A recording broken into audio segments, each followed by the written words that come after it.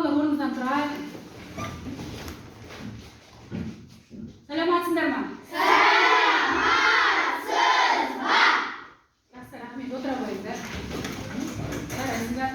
Ал қанекей балалар, бүгінгі сабағымыз жақсы көңіл-күймен басталсын, білімімізді ары қарай толықтырайық. Ол үшін сабақты жақсы көңіл-күймен бастау үшін мен шарттық шеңберін жүргізу үшін барлықтарыңды ортаға шақырамын. Келіңіз, ортаға келіңіз. Кәне. Тез жылдам шеңберге тұра қаламыз. Арушан, тұра қаламыз. Болды. Болды. Ал кәнекей балалар, бүгінгі сабағымыз жақсы басталсын, бір-бірімізге жақсы көңіл-күй сыйлайық, иә? Кеттік.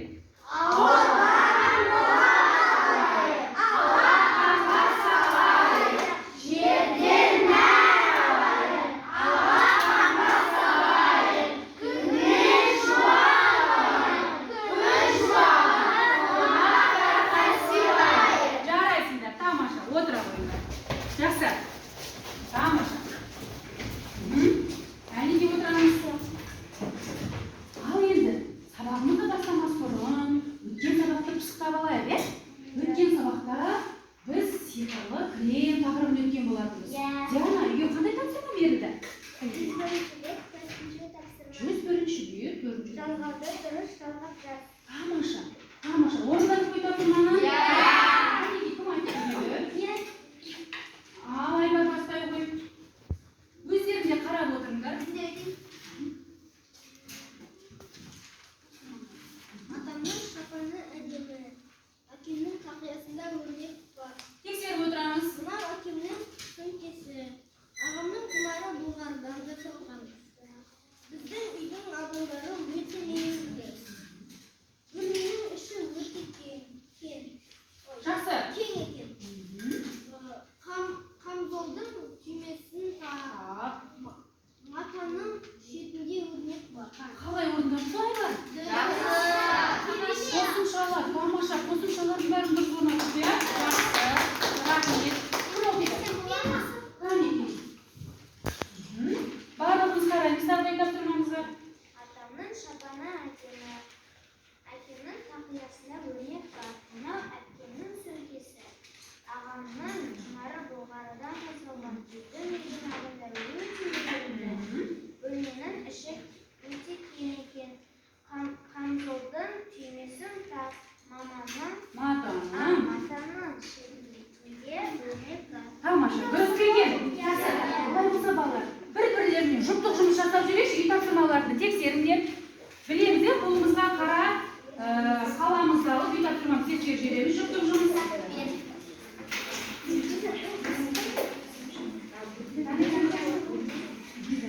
Жұптық жұмыс.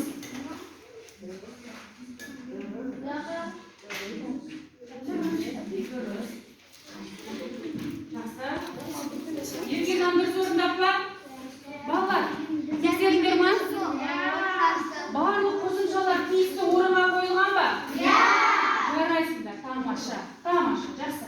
Ал енді, бүгінгі сабақты бастамас бұрын тақтаға назар аударып жіберіңдерші, кәнекей. Тақтаға назар аударайық. Бүгінгі сабақтың тақырыбын мен сендерге мына бір әдіс арқылы жеткізгім келіп отыр, балалар.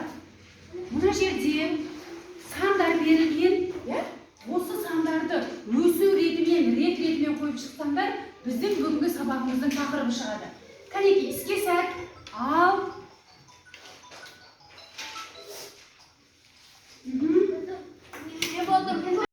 Кәнекей, сандарды өсу ретімен қойып шықтық па? Тамаша, қандай сөз шықты? Қалай шықты бейбі? Бекболат? Барлығымызда сондай шықты ма? Демек, біздің бүгінгі сабағымыздың тақырыбы қалай аталады екен? Жарайсыңдар, кітаптарымның 103-ші бетін аша қойыңдар. Демек, біздің бүгінгі сабағымыздың тақырыбы балалар көне ғасыр қонақтары деп аталады. Жақсы. Ал енді сабақты бастамас бұрын кішкене сабақтың мақсатымен таныстырып кетейін. Кәнекей, мақсатына назар аударыңдар.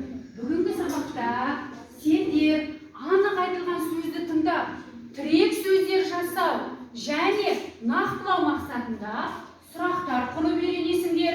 Және де бейтаныс сөздер мен сөз тіркестері бар мәтіннің мағынасын мәтінге қатысты анықтайсыңдар. Және де өтіп кеткен іс-әрекет туралы айтып үйренесіңдер. Жақсы ма? Жақсы. Олай болса бүгінгі сабаққа жақсылап атсалысыңдар. Сендерге сәттілік. Ал енді сабақты бастамас бұрын бірінші бүгінгі сабақтың жаңа сөздерімен танысып алайықшы, кәнекей. Жаңа сөздерге назар аударайық. Кәне, барлығымыз бірге.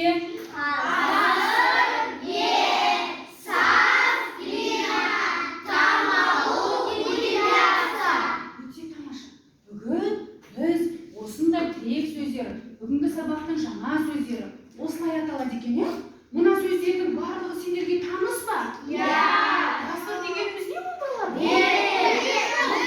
Қолымызды көтеріп. Ол ғасыр деген ол 100 жыл. Әрине 100 жыл ғасыр. Кәні Замбарбек? Саз деген одан кірпіш, құмыралар жасалады. Тамаша. Таңғалу деген біз таңғалған әрекет. Ол бір сәті, бір нәрсеге қатты таңғалатын сәтіміз, Жарайсыңдар, тамаша.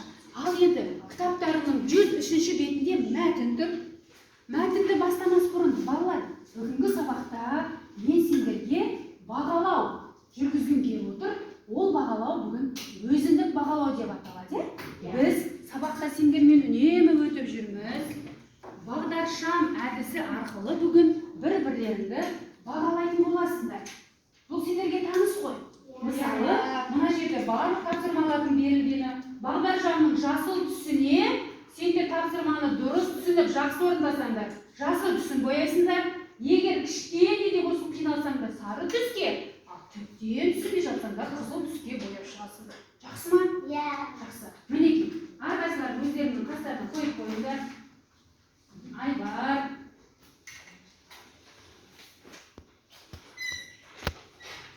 Мінекей. Аты жөндеріңді жаза қойыңдар, балалар. Аты жөндеріңді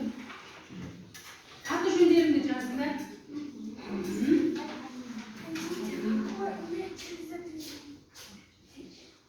Мінекей, аты жөндеріңді сыныптарды белгілеп қойыңдар. Жылдам. Жылдам Қанеке Аружан, Нұрхан. Аты жөндеріңді жаза қойыңдар.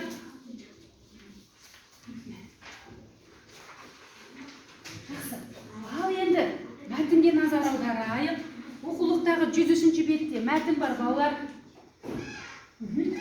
Мәтінді мен сендермен тізбектеу әдісі арқылы жүргізгім келіп отыр. Жақсы ма? Барлықтары кәнеке мәтінге қолдарыңды қойыңдар. Мәтіннің бас жағына бастап. Бастаймыз, Айбар. Сұлтан-Мәсид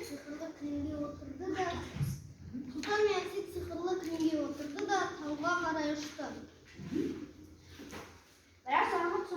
Біраз уақыттан соң Сұлтан мен Әсет ерекше әдемі қалаға ұшып кетті. Аяғын. Сарайдың қасында қонды. Жақсы. Аружан оқи ғой ары қарай. Сарайдың сырты қымбат тастармен безелген. Сарайдың сырты. Жақсы. Қала өте әдемі. Балалар қатты таңғалды. Інжу оқи ғой. Ол сығанақ деген қала. Қазір еліне келіңдер дейді. Өтіп бара жатқан жолбайшы. Замбарбек. Сұлтан мен Әсет қаланы аралайды. Сарайлардың ескерткіштердің алдында суретке түседі. Бибі оқысын кәнеке. Біраздан кейін балалар бір кесененің қасына келді. Тамаша. Кәне. Бек болар. Оның кірпіштер жаңа қаланып Алнұр келді. кірпіштердің арасында саз әлі дымқыл екен. Саз әлі дымқыл екен. Кәнеке Бек. Сұлтан мен Әсет ескерткіш Тақтаны оқытты.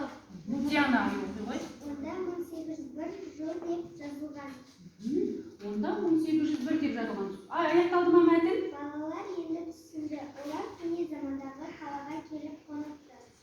Балалар енді ғана түсініп жатыр, қайда келгендерін. Қалаға келді. Мәтінде қаланың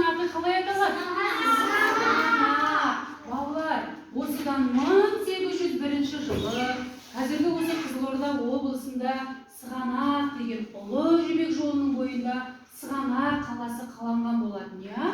Ал енді мәтінді оқыдық. Әсетпен Сұлтан неге отырып келді ол жерге? Сиқырлы кілемге. Сиқырлы кілемге отырды.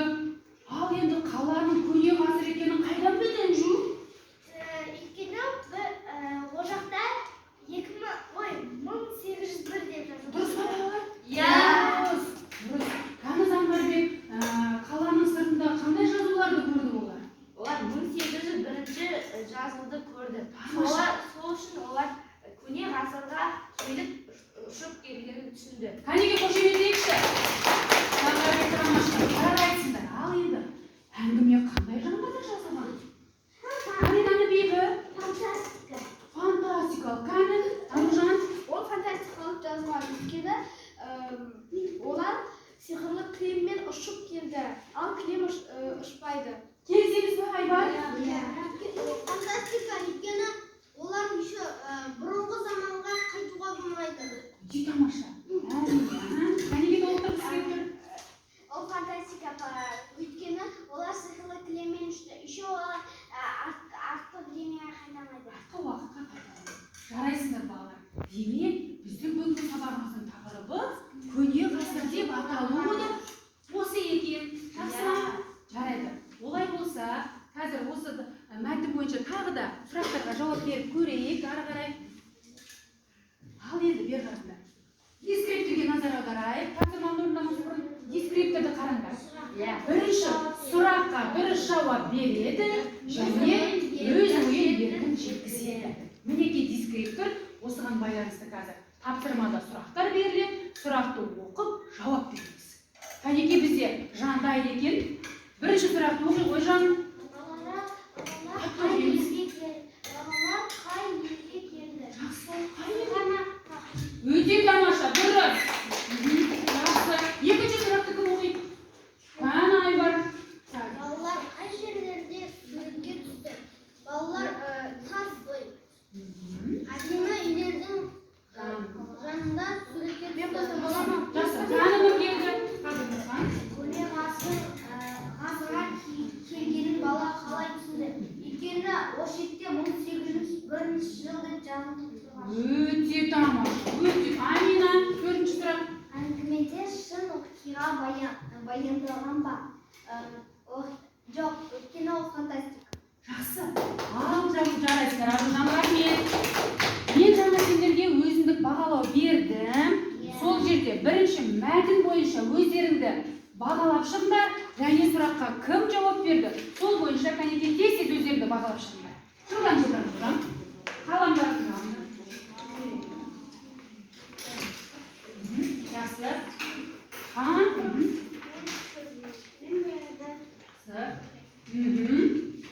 Балалар, біз үнемі әділ болуға бір-бірімізді әділдікке шақырамыз сабақта, білесіңдер, е? Әділ болыңдар, өздеріңді әділ бағалай біліңдер. Жақсы. Олай болса, дәптерімізді ашып, бүгінгі күнді жазайық. Қарашаның 18-і сынып жұмысы. Кәнеке, дәптерді көлбеу қоямыз. Дәптерімізді көлбеу, еңсемізді тік ұстаймыз. Бел басымды көтер.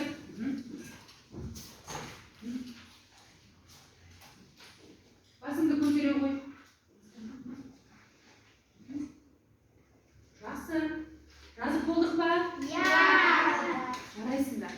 Жарайсыңдар. Енді қазір біз енді жаңа мәтінмен таныстық па? Қазір дәптермен жұмыс жасаймыз балалар. Тақтаға назар аударыңдар. Бірінші дискрипторға назар аударайық. Мәтіннен тірек сөздерді табасыңдар қазір, иә? Жаңағы оқыған мәтін бойынша тірек сөздерді табады, сөйлем құрылымын сақтайды. Сөздерді сауатты жазасыңдар. Жақсы ма? Ал енді тапсырманы қалай орындайсыңдар? Назар аударыңдар. Бірінші, мәтіннен тірек сөздерді тауып, сол тірек сөздерді қатыстырып сөйлем құрыңдар. Іске сәт? Жоқ. Біз дәптермен жұмыс жасаймыз.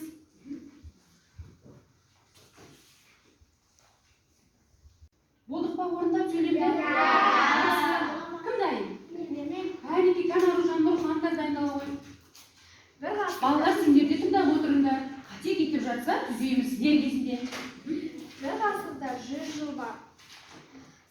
құбыралар жасалады. Жақсы. Тірек сөздер қайсысы? Аружан? Жол, саз. Жол, саз. Тағы да тағы. Саздан біз құмыра жасаймыз және біз кірпіштің ортасына құямыз. Нені? Саз, Сазды. сазды. Тірек сөз, екі тірек сөзді пайдаланып не? Қанеке ай бар? Балалар Сығанақ қаласына, балалар 18-19 әдемі Сығанақ қаласына келді. Жақсы. Дәптеріңе орындап еді? Жаттап алдың ба жазғаныңды? Жарайды, отыра бақ. Тәнін үшін. Сазда құмыра жасайды. Кірпіштің ортасына саз әлі дұрыс болды. Сұлтан мен әдеп көне қалаларды көріп таң қалды. Бұл жердегі тірек сөздер қайсы? Саз, Таң қалды деді не? таң қалу и не. Ғасыр бар ма? Я ғасыр. Ғасыр, жақсы. Әндікән Еркежан. Ғасырда бір жол бар. Кірпіштің ортасына саз жағады. Саз мен құмыра жасауға болады. Сұлтан мен әсет көне ғасыр қаласына таң қалды. Тамаша. Балалар барлығымыз орындадық па? Нұрхан, кәнімен де Нұрхан айтқысы келіп тұр екен. Сұлтан мен әсет қатты таң қалды. Саздан кірпіштен арасында сағады. Жақсы, жақсы. Жарайсыңдар. Тез еткені жұптық жұмыс жүргізіп жіберейік. Көршілерімізді тексеріп жіберейік. Айбар бір-бірлерді тексеріп жіберейік. Балалар, жазған мәтіндерінде тірек сөздер болу керек. Бүгінгі мәтінге қатысты. Әндікәні дәптерімізді алмасайық. Дұрыс орындап па жүктері? Тірек сөздер бар ма? Қандай тірек сөздер қоңықтапты Нұрхан? Нұрхан ғасыр, саз, таң қалды, саз. Қайтадан саз? Жақсы, жарайсыңдар. Жарайсыңдар балалар. Барлықтарыңа тамаша деп айтамын. Енді кәнеке өздеріңді бағалап қойыңдар. Осы тапсырманы қаншалықты орындадыңдар? Бағалап жіберіңдер. Түрлі түсті қарандаштарыңды алып. Бағалап жіберейік.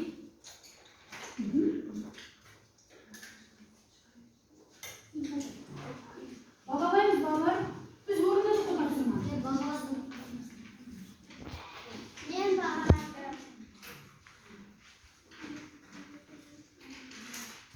Жақсы, жақсы, жарайсыңдар. Өте тамаша балалар, Кәнеке келесі тапсырмаға назар аударайықшы. Ал енді, бер қараңдар. Өткен сабақта, кәнеке, Айсезім, өткен сабақта біз етістікті өткен болатынбыз, Және де етістіктің шақтарынан тоқтаған болатынбыз кішкене. Қазір бейбі, жарайсың қазір күте тұр. Ал енді бер қараңдар. Етістік дегеніміз не еді? Етістік дегеніміз. Кәнеке Диана. Іс-әрекетті қимылды білдіретін сөз табы. Сұрақтары не қылды, не істейді, қайтты. Дұрыс жауап берді ма? Қошеметтен ештай амарға. Диана тамаша, қанамыздан бар. Етістік деген іс-әрекетті білдіретін қимыл білдіретін сөз табы. Ол үш шаққа бөлінеді. Осы шақ, келер шақ, өткен шақ. Жақсы. Етістік деген қимылды сөйлемдің қимылдың сөйлемде қимылын білдіреді. Оның сұрақтары не қылды, не істеді, қайтты. Тамаша, тамаша, тамаша. Жарайсыңдар. Қошеметтен сонда. Жақсы. Ал балалар, жарайсыңдар. Әрине, етістікте үш шақ бар екенін айтқан, Біз соның ішінде осы шақты өттік. Және де келер шақты өттік, Осы шақ дегеніміз не? Осы шақ. Кәнеке Нұрхан? Осы болатын іс-әрекет. Дәл қазір болып жатқан іс-әрекет. Келер шақ. Келер шақ ол біздің алдағы қимыл іс-әрекет. Жақсы. Келер шақ Диана. Алда болатын іс-әрекет. Тамаша, тамаша. Осы шақ. Осы шақ ол дәл қазір болып жатқан іс-әрекет. Тамаша. Етістіктің неше шағы бар Алина? Бірақ біз біреуін өткен жоқпыз. Қай жағын өткен жоқпыз? Өткен шақ. Өте тамаша. Өте тамаша. Ал енді тақтаға назар аударыңдаршы. Тақтаға назар аударыңдар. Балалар, бүгін сендермен етістіктің өткен шағын таныстырып кеткім келіп, және де бүгін біз етістіктің осы шағына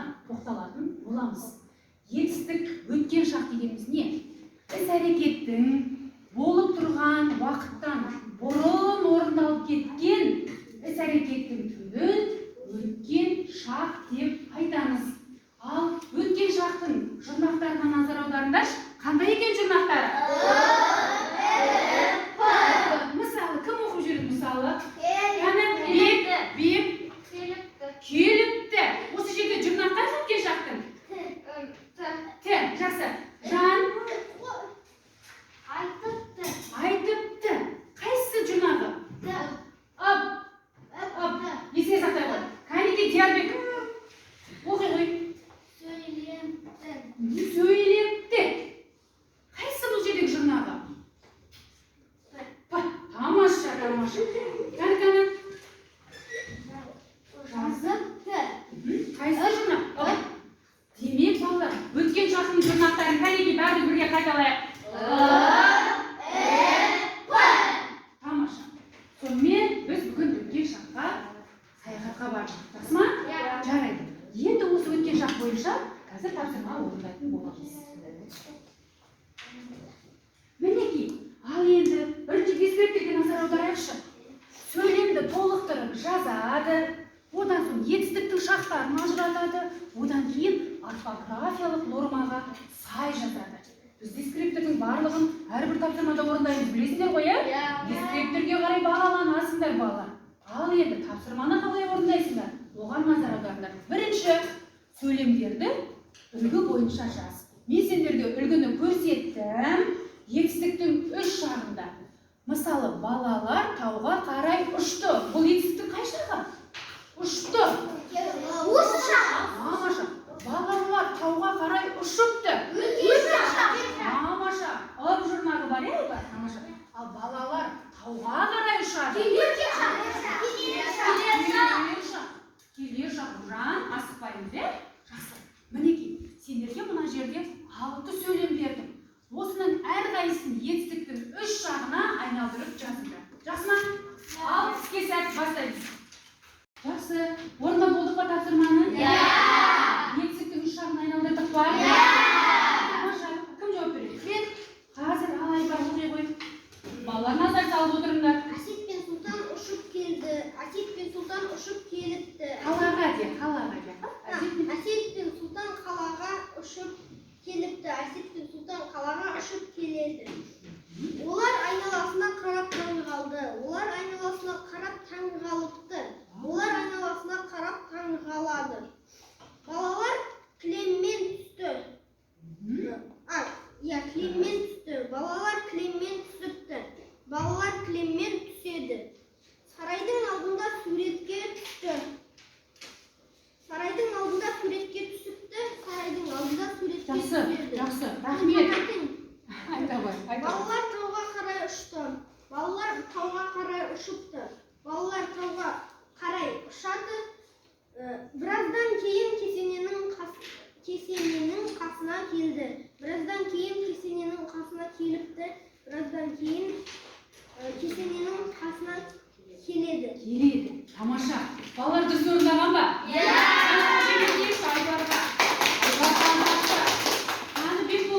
Бек болады оқи қой.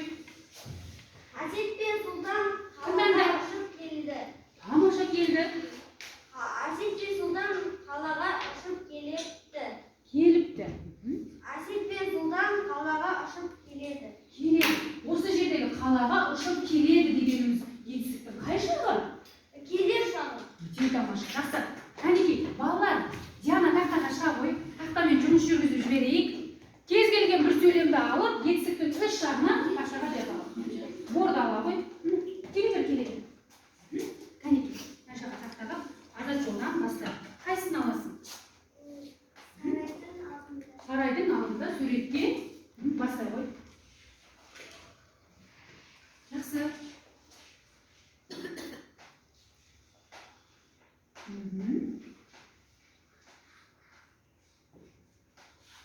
Бағалауды ұмытпаймыз. Өздеріңді бағалаңдар. Мына тапсырма бойынша.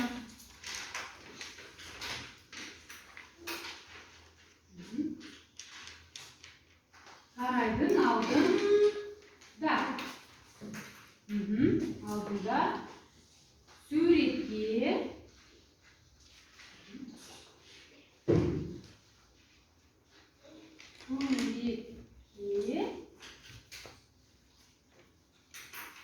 осы шақта қалай болады? Суретке түсті. Тамаша. тамаша. Söylem аяқталды. Söylem аяқталды. Не қоямыз?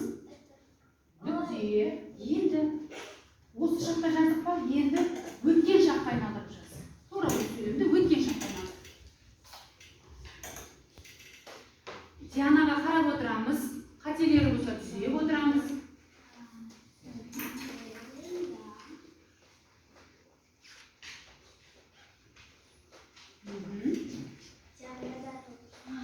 Диана буындап, дауысыңды шығарып, дыбыстап жазамыз, дауысыңды шығарып, алдында. Қараңдаршы, алдында. Дұрыс жазды деп ойлаймыз ба? Жоқ, балалар, назар Қанекейім жоқ? Ал бізге қандай деп жазу керек? Мына. Қазір қанекей қатемді дұрыстай қой. Алдында. Суретке түсіпті. Өткен шақта. Түсіпті. Түсіпті.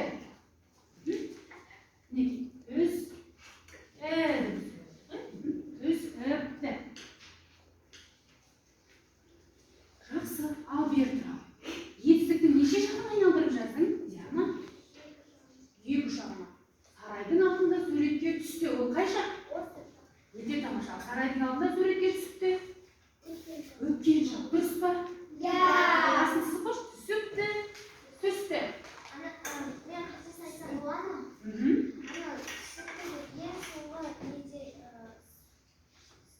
Өте тамаша. Кері қатен дұрыстай қой. Дұрыс айтады. Жоқ, дұрыс қой. Түсті. Түсіп. Дыбысы қалып тұр ма? Жоғарғы жағына жазады. Неше шағын айналдырып жаздың, Диана?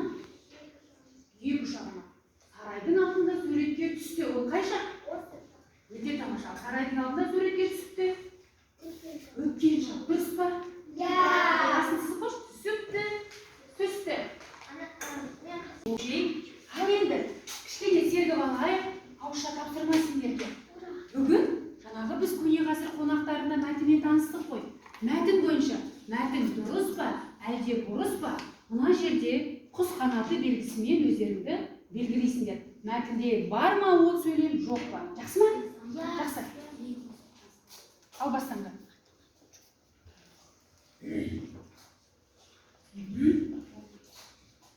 Тез 1 минут уақыт беріледі сендерге. Мәтіндегі бар, дұрыс немесе бұрыс ақпаратты анықтаймыз, балалар. Дайын болсақ, қолымызды көтере береміз. Кім дайын? Қолымызды көтереміз. Дұрыс немесе бұрыс ақпаратты табамыз. Бекболат дайын екен. Кәнеке Бекболат. Дұрыс. Олар Нұрсұлтан қаласына келді. Дұрыс. Қала Сығанақ деп аталады. Дұрыс. Онда 1901 деп жазылған. Бұрыс. Әңгімеде шынайы оқиға баяндалған. Бұрыс. Кірпіштің арасына қом жағылады. Бұрыс. Ал кәнеке жүктарыңды тексеріп жіберіңдер. Бір-бірлеріңді. Олар Нұрсұлтан қаласына келді. Бұрыс. Өйткені ол Сығанақ қаласына келді. Қаланың аты Сығанақ деп аталады. Дұрыс. Онда 1901 деп жазылған. Бұрыс. Онда 1801. Әңгімелер шынайы оқиға баяндалған. Бұрыс. Өйткені онда фантастикалық болады. Кірпіштің арасында қом жағылған. Ол дұрыс. Тамаша. Тамаша, қанеке көшемен келші. Жақсы. Жарайсыңдар. Барлықтарын осылай орындадыңдар ма? Барлықтарыңдікі осылай белгіленді ма? Бекболат жақсы айтты. Үнжу, тамаша. Бибі жақсы айтты, жарайсыңдар балалар. Барлықтарыңды да сұрап жатамын, тағы да сабақтың барысында. Тамаша. Өте жауап бердіңдер. Тамаша. Жақсы. Келесі тапсырмаға көшейікші, кәнеке.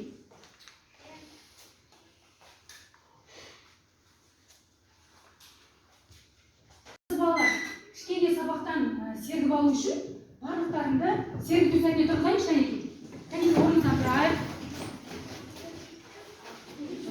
Ал қазір бірге бәріміз.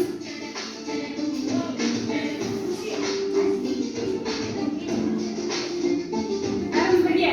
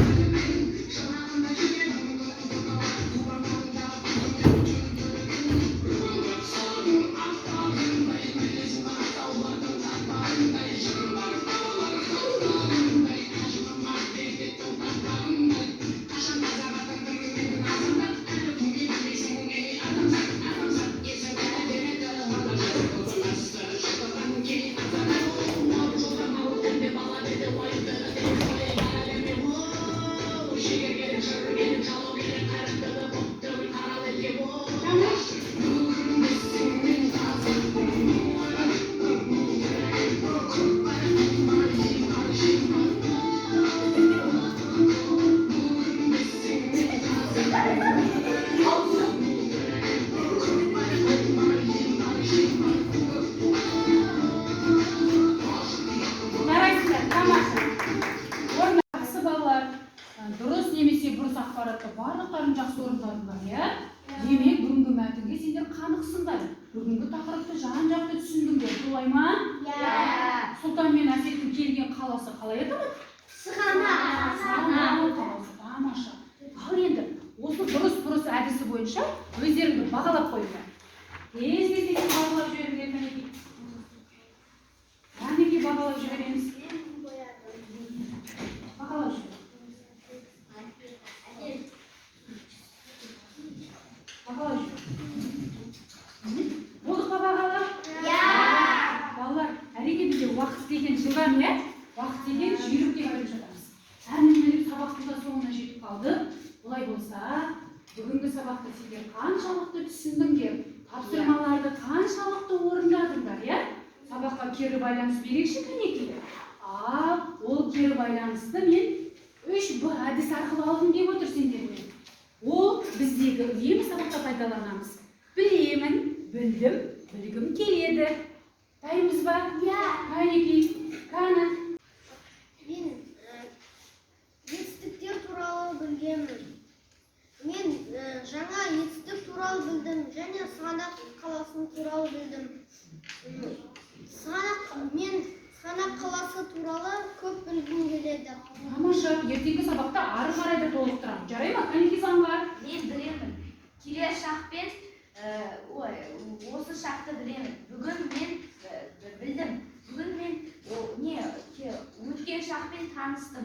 Менің білгім келетінін, мен Сығанақ қаласының тағы оқиғаларын сондай білгім келеді. Жарайсыз заңғар. Жарайды. Ертеңгі сабақта тағы да толықтырамын. Кәнеки, Еркежан. Мен жетістіктің шақтарын білемін. Мен бүгін Сығанақ қаласына одан да жақсы білгім келеді. Мен бүгін үлкен шақпен таныстым. Өте тамаша, өте тамаша. Бейбі, мама мынаны айтшы, сен бүгін нені білдің? Мен бүгін білдім үлкен шақты. Жетістіктің үлкен шақты. Болашақта ертеңгі сабаққа не білгің келеді? Ертең сабақтан мен Сығанақ қаласына барғым келеді. Қалай күшті. Бейбі болашақта Сығанақ қаласын көзімен көргісі келді. Кәнеки Диана. Мен өткен шақтарды жайлы білемін. Мен бүгін өткен шақ жайлы білгім келеді. Ол Сығанақ қаласы жайлы көп жақсы нәрселерді білемін. Тамаша. Нұрхан, Кәнеки, ең соңғы оқушыларға тыңдап жіберейін. Шақты білемін. Екі шақты білемін. Мен білдім, тағы бір шақты білдім. Қандай шақты өттік біз бүгін? Өткен шақ. Тамаша, Білінген Сығанақ қаласында қалайдай оған білінген. Тамаша. Балалар жарайсыңдар, тамаша.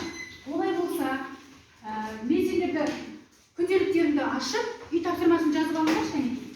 Күнделіктеріңді ашып, үй тапсырмасын жазып алыңдар. 102-ші бет, бірінші тапсырманың әсін орындаймыз. 102-ші бет. Жылдан. Мен жастым. Жақсы.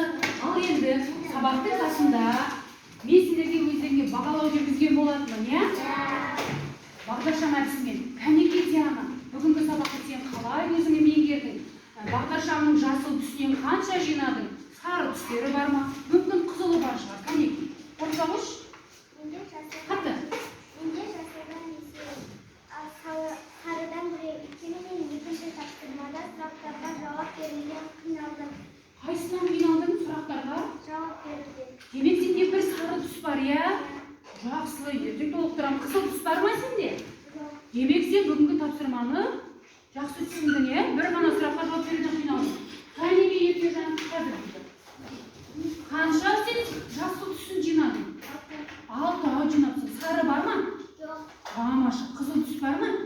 Тамаша. Жақсы. Кәне, Айбар. Мен 6 жасыл түс жинадым. 3 сары түс жинадым. Сары түстерің ішіне болып кетті ма? Оқу. Бірінші тапсырмадан мен сары түсін. Айтуымнан кішкене яғып бағым бар, білмей бағым бар. Естік шақтарын ажыратып жүргенмен тағы Жарайды. мәтіннен сөздерді табудан да кішкене сұрап Жақсы.